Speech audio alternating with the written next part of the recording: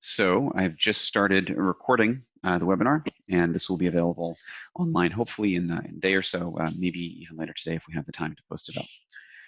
Just before we begin, a few quick administrative details in 30 seconds or less. There is a Q&A panel here. You can submit a question on the top left. You can ask anything you'd like. You can put any messages you'd also like into the chat box. We will get that as well. And you should also have the option to be able to provide feedback as we go with polls, but in general, we're going to try to use the Q&A section of this. Okay, so just to get started here, we're going to begin by just describing some of the basic technologies. We'll take about 3 or 4 minutes and cover those, and then if you have any questions, like I said, just please throw them up into the open Q&A box, and I'll be happy to answer them. So I know in the video, I'm not sure how many of you guys had a chance to see the video before we started, but I did start here with phone service in that video, but I'd like to start with LogMeIn. I think this is probably a little more prevalent for what's happening today. So LogMeIn and TeamViewer both fall into categories of tools that we call unattended remote control. Right? So these are tools where they're going to run a small agent on the target computer, and if you're looking to make a connection from where you are, if you're working from home, so let's say that the governor has determined that there's a shutdown and you can't show up to the office, right? So how do you actually do work? One way you can do it is by connecting in through LogMeIn. Now, LogMeIn is a great tool. It does give you kind of a remote full screen experience. It's similar to technologies like remote desktop, and it's similar to TeamViewer. But the difference is that in the connection with LogMeIn, you are not going to be necessarily directly connected to that remote network. You're going to be more remote controlling the machine that's in the office. So if you've got any desktop shortcuts or documents or applications, programs, anything like that, that's going to be on the remote computer, when you connect with a technology like LogMeIn or TeamViewer, you're going to get that whole experience, which is kind of nice. I want to jump also over here to voice over IP. So at the top here, the VoIP services are what are considered to be over-the-top services, meaning that when you connect a phone call, it uses the existing internet connection to establish that phone call, which is both a good thing and a bad thing, right? I mean, the good thing is that, hey, all you need is software to make a phone call, right? The bad thing is that when you do try to connect out, you are depending on that internet connection to be not only up, but also stable. So there's several technology tests that you can run. One of them is calculating what's called a MOS score, but you're basically looking to make sure that you're not losing traffic along the way that could cause a perceived drop in the call or any type of drop packets or loss that could come across as like that robotic kind of scratchy voice type disturbance you'll hear when you're on the phone. So most of these services work pretty well, as long as you have a relatively stable internet connection like Verizon Fios or, maybe RCN or Comcast or Time Warner, it should be okay. If you've got a less stable connection, like for example, a DSL connection or God forbid a dial-up connection, if anybody has that still nowadays, it's going to give you kind of a tougher experience because there's not as much bandwidth to put this voice traffic over. It will force the systems to compress it, and that can come across as poor audio quality. One kind of cool thing, though, is that on a good stable internet connection, the phone services will actually give you the opportunity to integrate with CRM systems. They'll give you the ability to pull data from them, things like the amount of calls that you've made, the duration, and other really useful things that can help you with sales and customer service and other telephone interaction-related KPIs. So I guess the key takeaway here is these are very useful tools. They will also run on a soft phone.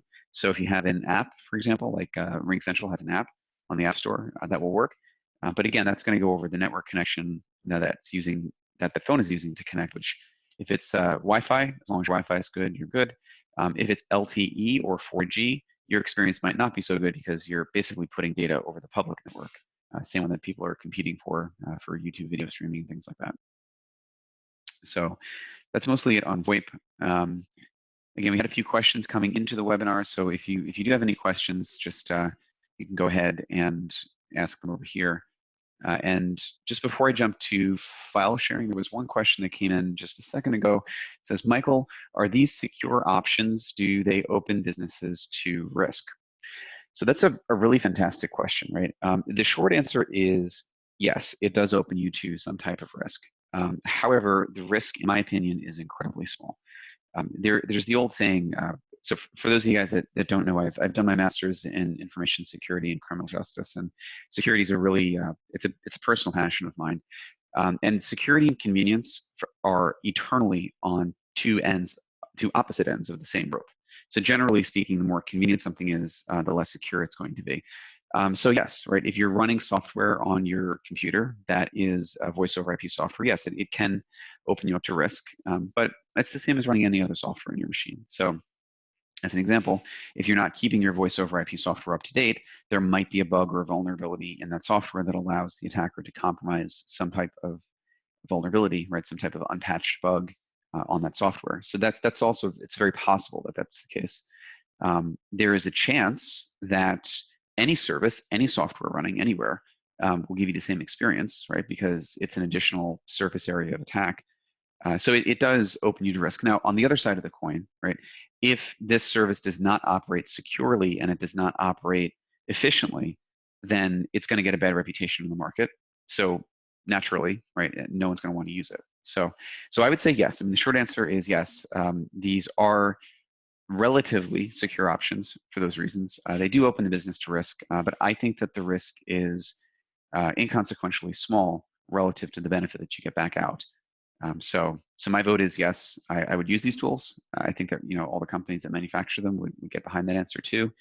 But just as a third party, I would say that the key to making sure that you stay secure while using these tools is definitely just keep them patched and updated. That's a good general security practice anyways. So, right, great question. I see there's a few other questions that we probably will need to address. So just be sure that you put them into the Q&A. Again, we're not going to be monitoring the chat, but if you can put the questions into the Q&A box, we'll definitely address them as they come up. All right. So the next area we have here is file sharing. So file sharing it seems on the surface like a very simple thing, right? A lot of folks will say, well, I need to send a file to someone. Why don't I just email it to them? It's kind of a personal pet peeve of mine to email large documents to each other for a number of reasons. One is that once you send the document out, it's gone, it can be copied, and you really don't know who has access to that. You can't really control the access to that document, so there is for sure a security concern around that. There's a management concern around creating a large mailbox. So when you send a file of a certain size, it can cause your mailbox to either reject that mail or it could just aggregate if you put enough small ones in, and eventually you just won't get any mail. So that is, of course, a risk. But Dropbox and Google Drive and Box and others like this are pretty good file sharing tools for working remote. So if you need to collaborate with your teammates, right, you can go to Dropbox's website. They'll tell you all about how it works. But high level, it keeps a copy of files on your local machine and synchronizes them up to a cloud-based environment, which is pretty useful. Although there's a big caveat to this that's not talked about, and I don't quite know why it's not more readily highlighted, but typically it's going to synchronize the entire content set, right? So if you've got like 500 gigs worth of data and that 500 gigs worth of data is up in Dropbox, it's going to synchronize all 500 gig back down to your laptop.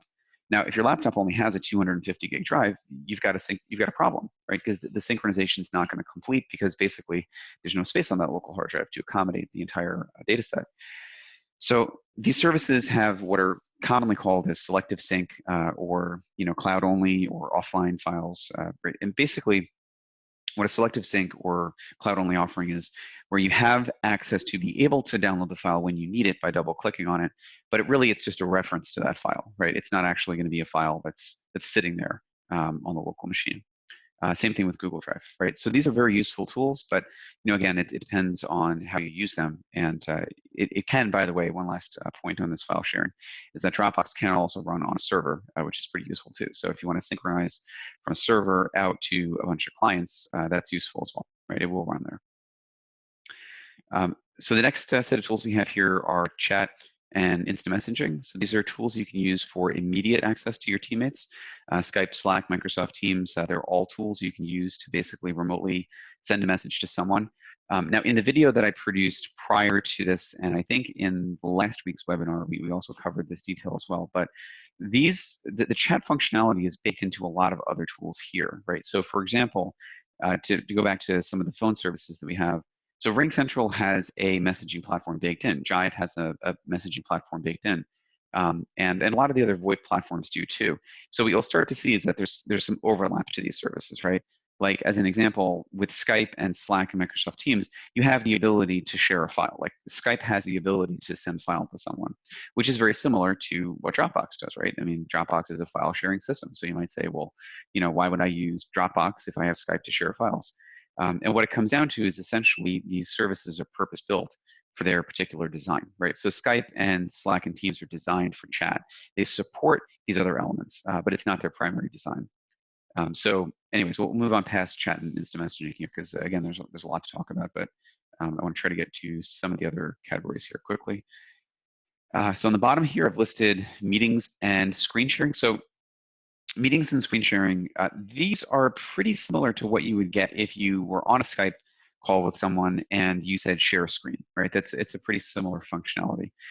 Big difference is that with GoToMeeting and Cisco Webex, they're designed to broadcast. So if you have something that you want to present, or if you want to give someone else a lightweight way for you to connect in and see what they are doing, you can ask them to start a GoToMeeting or Webex and share their screen, and they'll be able to connect in and see that as well.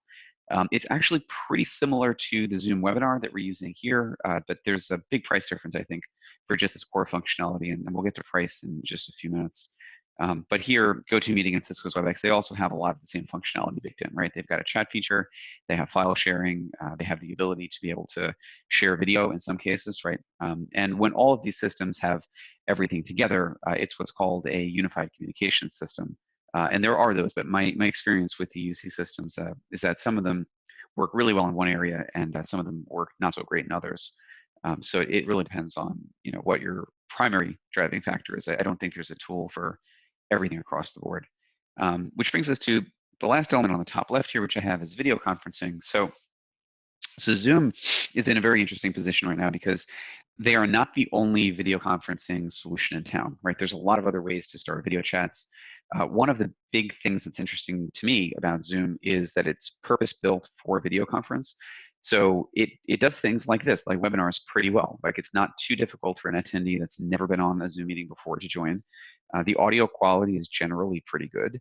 The video quality is generally excellent, in my opinion. And things like recovering from lost connections tends to work pretty well. So, if you move from an area where you have Wi-Fi coverage to 4G coverage back to Wi-Fi coverage again, the Zoom meeting is going to accommodate that. It's not going to drop you. So that comes across as a reliable platform, which I think is pretty cool.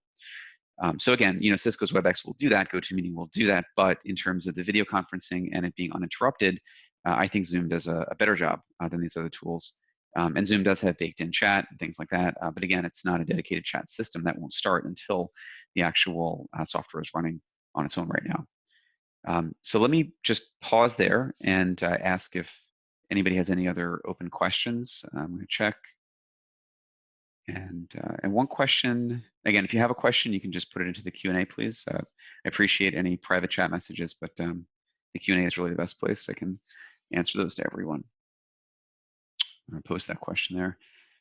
So the other question coming into the webinar was around pricing. It's a great question. I think the pricing is dependent upon the service, obviously, but it also depends on the service tier, like specifically what tool you choose and then what service tier you choose within that. So as an example, Zoom has a video conferencing capability baked into it. It also has a webinar capability, but if you have a larger audience, you have to pay for that. And the webinar component is an actual add-on. In similar here too, right? Like Dropbox has a base tier, it's free, but if you want any substantial storage or you want enterprise level security controls, that's something you have to pay for on top of that. And there's other similar services too, right? Like TeamViewer has a free license, but you can't manage multiple machines. So it's really up to you which tool you want to choose. Again, I guess this goes down to having the right type of advisory. Of course, this is what we do for a living, so I'm happy to talk to you guys about this tool, or these tools rather. But picking the right tool is a pretty important part of making sure you have the right toolkit for your job, which I guess is the same as pretty much anybody, right? If you have the right tools for the job, you'll be successful. So, okay, I'm going to go ahead and check to see if anyone else has any other questions. So you can let me know. And I'm going to release in just 1 second here a question for you guys, which is going to be, how did you guys like this webinar?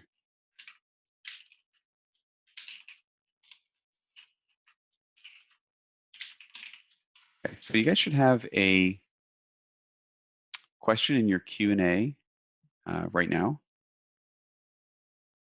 And I'm going to go ahead and launch the polling. So if you guys can let me know how you like this webinar. We're about 2 minutes over the 15-minute presentation that I was aiming for here, but you guys should be able to use the interactive Zoom tool to answer the poll, which is, how did you like this webinar? I give you guys 5 choices: A+, good, neutral, fair, and not good. And we got about half the votes in so far, so thank you for those. Just give everybody else another second to vote. And yes, I do see somebody who has their hand up. So absolutely, let me see if I can bridge you into this webinar here. Give me 1 second. I'm going to try to open up your microphone if that's okay with you. Okay, so we should have Susan on, I hope. I unmuted you, but you'll have to unmute your line on your end as well. You got a question? My audio didn't work throughout the webinar, unfortunately. Oh, okay. This Sorry. is the first chance I get to hear you. Oh, sure. Well, I'm glad to talk to you. Yeah, so this webinar is recorded as well, so we are going to share that recording. Yeah, I noticed it's recorded. Yes, Thank God yes, for absolutely. that. Yeah, no problem at all. It's one of the many features of the Zoom platform that we like to use. Okay, so if that answers the question, then I guess I can mute the line to keep it silent for everybody else. Okay, all right, so I've gone ahead and muted that. And is there anybody else that has any other questions on any of the technologies we covered or the webinar? We're going to be hosting another one of these in the following week. It might not be on Sunday again. I'm not sure. I mean, this is kind of a special one-off. I think it's helpful to have it during a time when you guys can kind of have a cup of coffee and hear us, hopefully, right, on the webinar. But let me end the polling here, and pretty happy to share the results with you guys here. So the feedback we got was somewhere between A+ and good, which is, in my opinion, always good. I'd like to see a little more A+ than good, but I'm really happy to see that you guys had a great time. So I'll go ahead and stop sharing those poll results here. It is 11:19, and I promise you guys a 15 to 20-minute webinar. So if you have any other questions, please put them up into the Q&A. Otherwise, I hope you guys have a wonderful day, and please feel free to contact us at any time. You have our main company information at ArchonOne.com, and we're always available over 24 hours a day. So if you guys need anything at all, give us a ring, and hopefully this was helpful for you. All right, so we'll probably see you guys next week. All right, take care and stay safe.